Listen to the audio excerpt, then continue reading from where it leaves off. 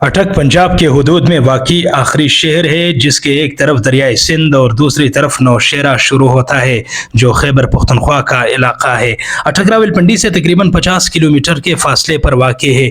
تحریک انصاف کے چیئرمین عمران خان کو جب گرفتار کیا گیا تو خیال یہ ظاہر کیا جا رہا تھا کہ انہیں گرفتاری کے بعد کوٹ لکھپت یا اڈیالہ جیل منتقل کیا جائے گا، لیکن بعد میں انہیں اٹک جیل لے جایا گیا۔ سابق وزیر اعظم نواز شریف نے بھی اٹک میں قید کاٹی ہے، لیکن شاید آپ نہیں جانتے ہوں گے کہ وہ اٹک کا وہ جیل نہیں تھا جس میں عمران خان قید ہے۔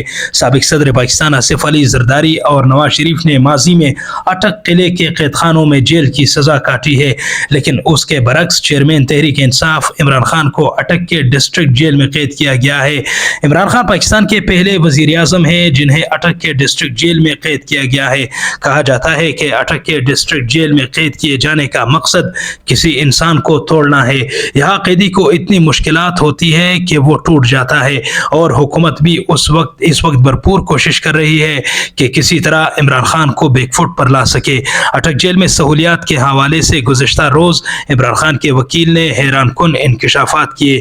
وکیل نے میڈیا کو بتایا کہ جیل میں عمران خان کے ساتھ انتہائی بدتر سلوک کیا جا رہا ہے، نہ کھانے کا بہتر انتظام اور نہ ہی مناسب واش روم کی سہولیت مہیا کی گئی ہے۔